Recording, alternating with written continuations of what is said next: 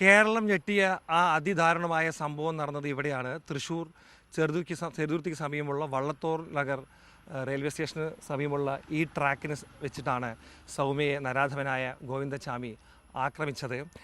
ജോലി കഴിഞ്ഞ് മടങ്ങുമ്പോൾ ഈ വഴി എത്തിയപ്പോൾ സ്ത്രീകളുടെ കമ്പാർട്ട്മെൻറ്റിൽ സൗമ്യ മാത്രമാണെന്ന് അവശേഷിച്ചിരുന്നത്. 2011 ഫെബ്രുവരി 1 ആ ദിവസം.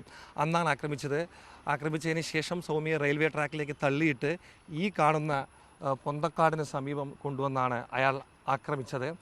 ആ സംഭവത്തിൻ്റെ ഞെട്ടൽ ഇപ്പോഴും ഇവിടെയുള്ളവർക്ക് വിട്ടുമാറിയിട്ടില്ല. അതിനുശേഷം നാട്ടുകാരാണ് ഇത്തരത്തിൽ സൗമ്യയെ വളരെ അവശയായ നിലയിൽ കണ്ടെത്തുകയും ആശുപത്രിയിൽ എത്തിക്കുകയും ചെയ്തത്. ഏറെ നാളത്തെ ചികിത്സയ്ക്ക് ശേഷം സൗമ്യ നമ്മെ വിട്ടു പിരിയുകയായിരുന്നു. എന്തായാലും ഈ ട്രാക്കിൽ നിന്നാണ് അന്ന് അത്രയും അപകടകരമായ സംഭവം ഉണ്ടായത്.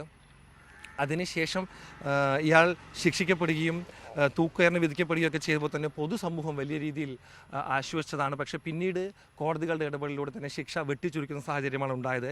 ഇന്ന് രാവിലെ സൗമ്യയുടെ അമ്മ ഗോവിന്ദച്ചാമി ജയിൽ ചാടി എന്ന വാർത്ത കേട്ടപ്പോഴും വലിയ ഞെട്ടാണ് അവർക്കുണ്ടായത്. പിന്നീട് പിടികൂടിയപ്പോഴും അവർ ആവശ്യപ്പെട്ടൊരു പ്രധാനപ്പെട്ട കാര്യം ഇത്തരത്തിൽ ഒരു തൂക്കുകയർ ഗോവിന്ദച്ചാമിക്ക് വേണം, അയാളുടെ മരണത്തിനായി താൻ കാത്തിരിക്കുന്നു എന്നുള്ളതാണ്. എന്തായാലും വർഷങ്ങൾ കഴിഞ്ഞും ഈ വഴി കടന്നു പോകുന്നവർ ഈ റെയിൽവേ ട്രാക്ക് എത്തുമ്പോഴും ഈ സ്ഥലം എത്തുമ്പോഴും സൗമ്യയെ ഓർക്കും. ആ ഒരു കൊച്ചു പെൺകുട്ടിക്ക് ഇത്തരത്തിലുള്ള വളരെ മോശമായൊരു സംഭവം ഉണ്ടായതിൻ്റെ ഞെട്ടൽ കേരളീയ പൊതുസമൂഹത്തിൽ വിട്ടുമാറിയിട്ടില്ല. അങ്ങനെ ഉള്ളൊരു കേസിൽ ശിക്ഷിക്കപ്പെട്ട ആളെ ജയിലിൽ നിന്നും രക്ഷപ്പെടുന്നൊരു സാഹചര്യം നമ്മുടെ സിസ്റ്റത്തിലുണ്ടായി എന്നുള്ളത് പലർക്കും ഞെട്ടലാക്കൊണ്ടുന്ന കാര്യമാണ്. എന്തായാലും അല്പസമയം മുമ്പ് സൗമ്യയുടെ വീട്ടിന് സമീപത്തുള്ളവരൊക്കെ തന്നെ സംസാരിച്ചപ്പോൾ വലിയ ഞെട്ടൽ അവരൊക്കെ തന്നെ പങ്കുവയ്ക്കുന്ന സാഹചര്യം ഉണ്ടായി. എന്തായാലും ഈ വഴിയിലൂടെ കടന്നു പോകുന്നവർ ഇപ്പോഴും ആ അപകടകരമായ ആ ദുഃഖകരമായ സംഭവം ഇപ്പോഴും ഓർക്കുന്നുണ്ട്.